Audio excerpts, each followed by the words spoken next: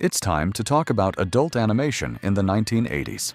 We'll cover the American and Japanese sides of the decade, and also take a look at what Europe was doing at the same time. Sci-fi fantasy, violent anime, blood-soaked fairy tales, and a few very strange experiments are waiting for you in the next few minutes.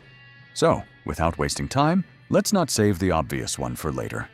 If we're talking about R-rated animation from the 80s, we might as well start with heavy metal. Released in 1981, this is a real sci-fi fantasy classic, and it has pretty much everything you need for a questionable but very entertaining night in. Gore, bad language, cosmic weirdness, and plenty of nudity.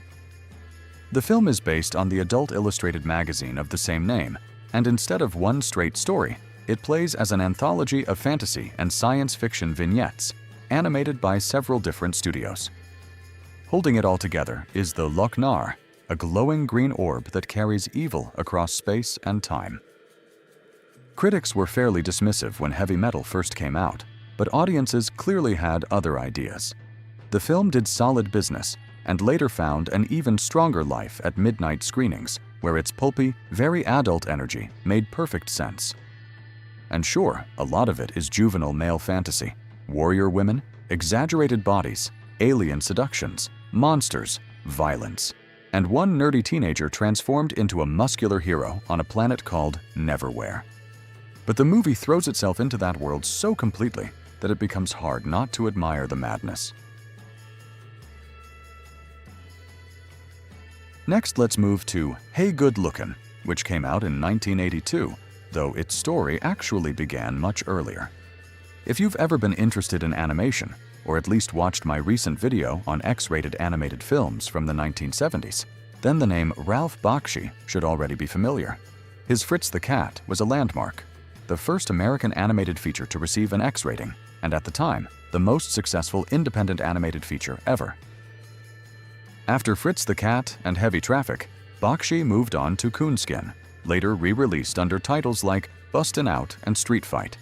It mixed live action and animation, and Bakshi saw it as an attack on racial prejudice and stereotypes. Critics took it the exact opposite way, with some treating it as the product of a racist imagination, and the film quickly disappeared from theaters. And it was during work on Coonskin that Bakshi began writing Hey Good Lookin'. This time, he wanted to make a film where live action and animated characters would interact.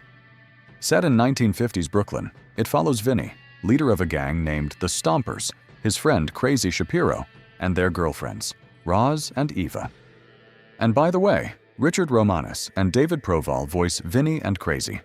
Both also appeared in Scorsese's Mean Streets. Funny enough, Warner Brothers, who had backed away from Fritz the Cat, was now interested in Bakshi's new script and gave it the green light in 1973 with a $1.5 million budget. Most of the film was shot at night because Bakshi felt daylight made everything look less believable. On the first day, the actors only loosened up once the cameras were off, so Bakshi grabbed the camera and filmed them himself.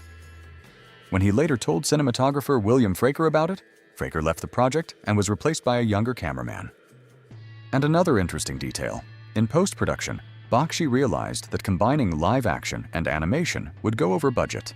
So he and Ted Bemiller came up with a cheaper method, projecting live-action footage onto glass under the animation camera. He later reused the technique in his 1978 Lord of the Rings. By 1975, the film was basically finished, and a 3-minute live-action promo was even shown at Cannes. But after the backlash around Coonskin, Warner Brothers got nervous. The studio also considered the live-action and animation mix unreleasable, but wasn't willing to spend more money fixing it. So Bakshi financed the completion himself, using his director's fees from other projects. In a bittersweet ending, Warner Brothers finally gave the film a limited release in 1982, and it went largely unnoticed in the US. At least overseas, it did respectable business. Before we leave Bakshi behind, there's one more film to mention, American Pop from 1981. Unlike Hey Good Lookin', this one didn't spend years stuck in limbo. It got a much cleaner release and did find an audience. The film follows a Russian Jewish immigrant family across 4 generations, with each one placed in a different era of 20th century American pop culture. Through them, the movie traces popular music from burlesque and vaudeville to big band, jazz, and eventually rock and roll. And of course, along the way, it deals with addiction, sex, violence, and murder, all animated with familiar rotoscoping and mixed media visuals. And at the end, you get a beautiful use of Bob Sager's Night Moves in a piano-driven version. The music and imagery come together in a way only animation could really deliver. Now we move from cult American adult animation into the Japanese side of the decade. And let's start with Wicked City, released in 1987. Based on the work of Hideyuki Kikuchi and directed by Yoshiaki Kawajiri, Wicked City throws us into a shadowy world where humans secretly coexist with demons, and a special police force keeps the peace between the two sides. It is stylish, fast, violent, erotic, and genuinely nasty when it wants to be. Western critics compared it to things like Blade Runner and Brave New World, though plenty of them also had a problem with the amount of violence and sexual content on screen. But with a film like Wicked City, that discomfort is part of the package. And of course, we have to talk about Akira. Even if you're not really an anime fan, you have probably heard the name. Released in 1988, the film is based on the manga by Katsuhiro Otomo, who also directed it. Set in Neo-Tokyo in 2019, it follows Tetsuo Shima, a biker who develops terrifying psychic powers after an accident. From there, he becomes obsessed with reaching Akira, a mysterious figure tied to a government project and city-destroying power. Kaneda, the military, and other psychics all try to stop him. But the stronger Tetsuo gets, the more that power corrupts him, until he mutates into a fleshy nightmare. Apparently, there really is such a thing as too much power. Its visuals are still highly impressive, and for gore lovers, it is a real gift, with enough blood spilled to fill a large swimming pool. Next, we have Arion, and this one still feels criminally underseen. Released in 1986, it is loosely based on Greek mythology, but not as a straight retelling. It uses the myths as the basis for a huge anime fantasy epic.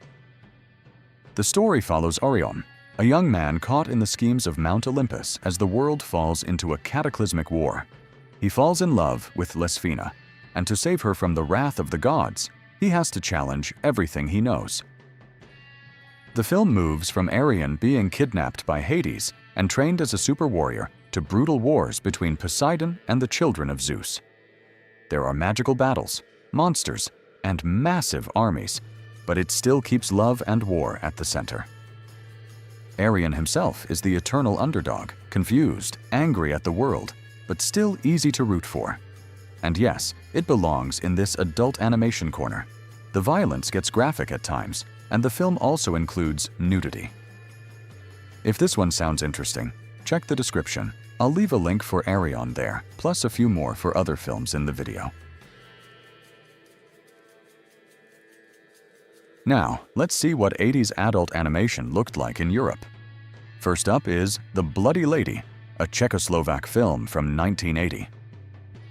The film is inspired by the legends around Erzsébet Bathory, the Hungarian countess behind one of Europe's darkest legends. But instead of making a straight historical horror film, director Viktor Kubal turns her story into an almost dialogue-free nightmare fairy tale. At first, Erzsébet is not shown as a ruthless monster. She loves and is loved by men, plants, and animals. But after literally giving her heart to a young lumberjack, she loses control, and one accidental mistake by her maid sets the whole spiral into motion. Because the film is almost dialogue-free, it tells the story through minimalist imagery and an evocative score. The murders mostly happen off-screen, but the film still shows the Countess bathing in blood to restore her youth. The tone is also strange in the best way. There is horror here, but also twisted humor, anachronistic jokes, and a dark parody of fairy tale animation. It is a peculiar little experiment, and exactly the kind of thing an experienced adult animation viewer can appreciate. And if you remember my video on X-rated animation, we already talked about Shame of the Jungle, the French-Belgian Tarzan parody from director Picha. Well, after that, Picha moved to another very safe, non-controversial subject, Darwin and evolution. The result was The Missing Link, released in 1980. Reviews in France were mixed, but the film still made it to Cannes that same year. The story takes place in the age of cavemen and follows a young cave boy who is abandoned by his own people as a baby. Luckily, he is raised by a brontosaurus and a sarcastic pterodactyl. Once he grows up, he heads out into the world, trying to adapt, survive, and actually make something of himself. And if the title, The Missing Link, does not ring a bell, you may know it as BC Rock. That was the 1984 American version, but it was not just a simple dub. It had rewritten dialogue, recut footage, different voices, a new score, and many of the original songs were replaced. So the two versions feel surprisingly different. And if you're going to watch one, I'd stick with The Missing Link. And to close the list, I have Pink Floyd, The Wall, released in 1982. Of course, this is not a traditional animated feature. It is a film built around Pink Floyd's album, The Wall, with the music written mainly by Roger Waters, who also wrote the screenplay. The movie was directed by Alan Parker, and instead of simply turning the album into a concert film, it transforms the songs into a bleak, surreal, visual experience. At the center is Pink, whose life is told in a fractured style, moving between past and present. He starts as an ordinary boy, but trauma, fame, and isolation slowly push him toward complete breakdown. And the animation is a huge part of that. The film mixes live action with animated sequences that give physical shape to the story's anger, trauma, war imagery, and psychological horror. It is not just there to look strange. It gives real weight to the film's inner world.